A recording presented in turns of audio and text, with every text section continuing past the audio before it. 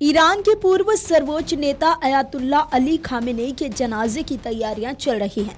गम के इस मौके के लिए पूरे देश में तैयारियां की जा रही हैं। सुरक्षा व्यवस्था पूरी तरह से मुस्तैद है। कड़ी सुरक्षा व्यवस्था के बीच अली खामेनेई का जनाजा निकाला जाएगा।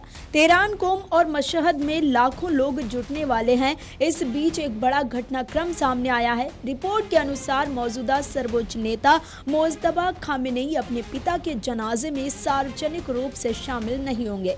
इसकी वजह सुरक्षा संबंधी गंभीर चिंताओं को बताया गया है। ईरान के भारत स्थित प्रतिनिधि अयातुल्ला हाकिम इलाही ने कहा कि इजरायल से संभावित खतरे और निगरानी के जोखिम को देखते हुए ये फैसला लिया गया है। अयातुल्ला हाकिम इलाही के मुताबिक मौजूदा हालात में सार्वजनिक कार्यक्रम में मुज्तबा खामेनेई की मौजूदगी सुरक्षा के लिहाज से जोखिम भरी मानी गई है। उनका कहना है कि इजरायल की ओर से संभावित हमले या निगरानी की आशंका को देखते हुए अंतिम संस्कार में उनकी उपस्थिति टालने का निर्णय लिया गया। रिपोर्ट के अनुसार अली खामेनेई का जनाजा 4 जुलाई से 9 जुलाई के बीच ईरान और इराक के विभिन्न स्थानों पर जाएगा।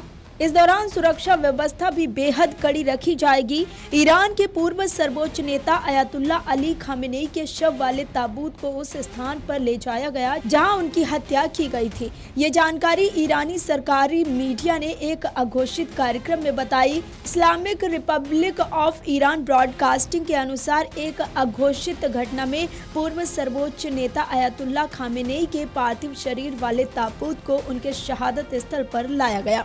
वहीं ईरान के विदेश मंत्री सैयद अब्बास अरागची ने अमेरिका के राष्ट्रपति ट्रंप को चेतावनी देते हुए कहा कि वो इजरायल को नियंत्रित करें। उन्होंने कहा कि यदि ईरान के नेतृत्व या जनता को किसी तरह की धमकी दी गई तो उसका तत्काल और शक्तिशाली जवाब दिया जाएगा। अरागची का ये बयान उस रिपोर्ट के बाद आया जिसमें इजरायल के रक्षा मंत्री इजराइल काट्ज ने कथित तौर पर मुज्तबा खामेनेई को निशाना बनाए जाने जैसी टिप्पणी की थी। ईरान ने इसे गंभीर सुरक्षा चुनौती माना है।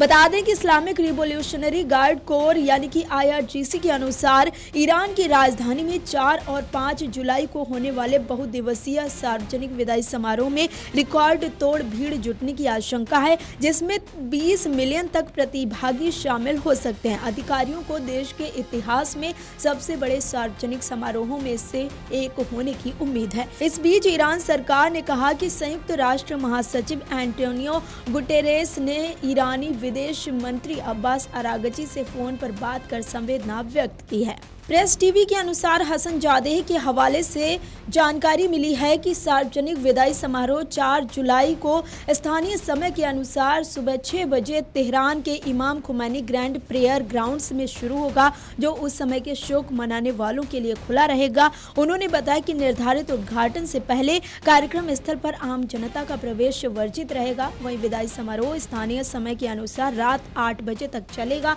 अंतिम संस्कार की प्रार्थना 5 जुलाई की सुबह निर्धारित की गई है। बता दें कि इस साल की शुरुआत में 28 फरवरी को अमेरिकी इजरायली हमलों में अली खामेनेई की मौत हो गई थी, जिसके कारण पश्चिम एशिया क्षेत्र में व्यापक संघर्ष शुरू हो गया था। अली खामेनेई की मृत्यु के बाद उनके बेटे मुज्तबा खामेनेई को इस्लामी गणराज्य का नया सर्वोच्च नेता नियुक्त किया गया।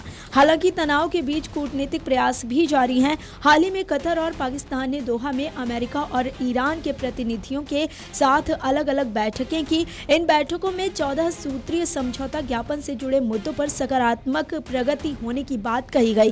कतर के विदेश मंत्रालय ने बताया कि दोनों पक्षों ने बातचीत जारी रखने पर सहमति जताई है और जनाजे की प्रक्रिया पूरी होने के बाद अगली बैठक जल्द आयोजित की जाएगी। इससे संकेत मिल रहे हैं कि तनाव के बावजूद संवाद का रास्ता खुला है। Video desk अमरउजाला.com।